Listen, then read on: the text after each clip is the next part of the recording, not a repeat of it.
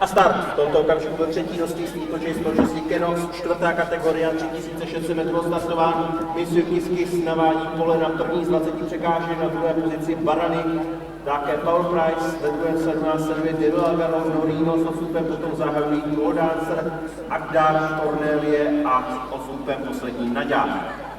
Další plot a pole se již výrazně roztrhlo. První skupinu tvoří Monsieur Kiskis, Devil Algarve, Power Price a Barany. Za nimi potom Gold Dancer, Norino, Cornelia, Akdar a Naďa ztrácí z poslední pozice nějakých 5-6 délek. Koni se dostávají obloukem před cílovou rovinou. Poprvé v tomto dostihu na ten sledčí posun na jeho konci je tribunní skok. Monsieur Kiskis, 6letý Vlastaj Cornelia Albrecht, svěřenec trenéra Petra Juránka, sedl s jokejem Faltejskem. Stále diktuje tempo, Gold Dancer se posouvá na druhou pozici, vedle ní Devil Algarve a v první hodně také Norino zmenší Barany, Power Price, vedle ní také Cornelie, Akdar a Naďa. Tribunní skok poprvé, ještě jednou koně a jestli čeká Naďa z posledního místa už výrazně pobízená Žákem Radkemanem, respektive upozorněná, aby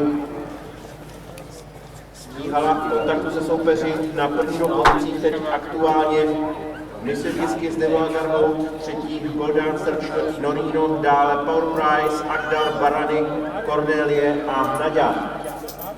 To roztrané pole z první fáze dostihu je minulostí. Zdá se, že teď pokračuje poměrně kompaktní pole. Monsieur Kiskis má půlbělky před Devil Algarve a třetí Gold Dancer, které udělí potom 2 délky od zbytku pole. Na čtvrté pozici Cornelie se výrazně posunula, dopředu pátý Norino, Power Price, který odpadla na 7. místo, zatím je to ještě Akdar, Barany a Naďa. Koni pokračují do druhého kruhu. Monsieur Kiskis, letošní sezóny teprve podruhé startující, kůň stále v čele, ale už se tam výrazně na něj dotáhl Gold Dancer a Gold Dancer přebírá taktovku. 4letý Nirák Steiger byl spán svěřen z Václava Kaloubky v sedle s Josefem Bartošem. Teď přebírá iniciativu, dostává se před Monsieur Kiskis a třetím tam sekunduje Devil Algarve. Teď tam se nic nezměnilo, akorát druhý sled se teď výrazně dotahuje na špici a teď hodí Cornelie, Norino, Power Price, Barany, Akdar a je tam také dost Naďa. Další plot, Gold Dancer a Monsieur Kiskis. Teď jsem to zakřiknul. Ale všechno dopadlo dobře a pole míří podruhé tomto dostihu na tribunní skok. Tribunní skok, Gold Dancer a Josef Bartoš na první pozici. Nádherný tribunní skok. Monsieur Kiskis, třetí už Norino, svěřenec trenéra Václava Soukupa se posouvá blíže špici, také Cornelia a Power Price zachytili zrychlení. Devil Algarve klesl až na 6. místo, za ním je ještě Akdar a Naďa a Barany na poslední pozici už ztrácí 10 délek a teď vypadl z kontaktu se soupeři. Oni naposled za stromořadí zvolávají anglický skok a dostanou se na protirovinu a výrazně se zrychluje. Josef Bartoš s Gold Dancerem tam se teď snaží odskočit, ale nedaří se jim to. Norino se dotahuje na druhou pozici a také Power Price zrychluje. Tato trojice společně s Cornelií se teď zdálila poli. Akdar, Naďa, Monsieur Kiskis slábnoucí a rovněž Devil Algarve už nabírají výrazné ztráty a Barany byl zadržen.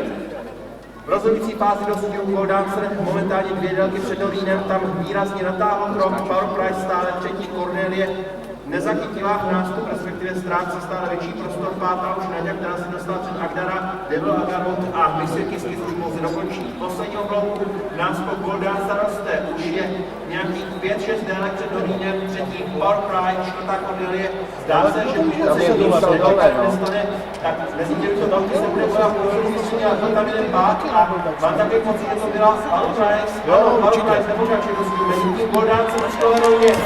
Josef Bartoš se ohlíží a vidí, že Norino, který se drží sekundovat, tak výrazně vyšší. Gold Dancer s položenými rukami Josefa Bartoše a Josef Bartoš si může vychutnat vítězství posledního je to tak. Gold Dancer vítězí, druhý Norino, na třetí pozici Cornelie a na tabuli dosáhli ještě Naďa a Akdar.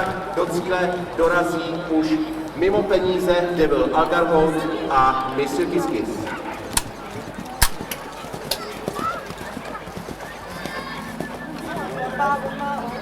Nepřetrhanej pokrstán.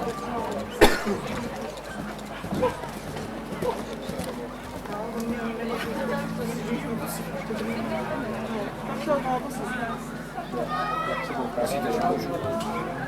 připsal své 9.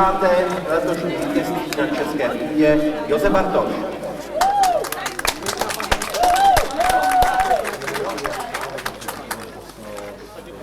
Čtyřletý Mirák Gornácer, syn někdejšího favorita Česdanstra, zůstává na překážkách neporažen, nebo dnes navázal na své vítězství z 1. září z Netolic, kde zahájil překážkovou kariéru a dosud tedy jeho překážková bilance zahrnuje 2 starty a 2 vítězství. Barvista je Gertes Farm, nemusíme rozpětících dlouho představovat, už dlouhá léta za něj běhají velký koně, vzpomeňme stručně pouze na Harry Dream a její rozvětvené potomstvo v čele s Harmonym, Harrisonem a Heretikem.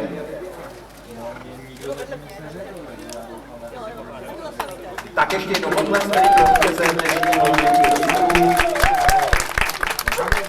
Josef Bartoš aktuálně ztrácí na lídra překážkového šampionátu 3 vítězství.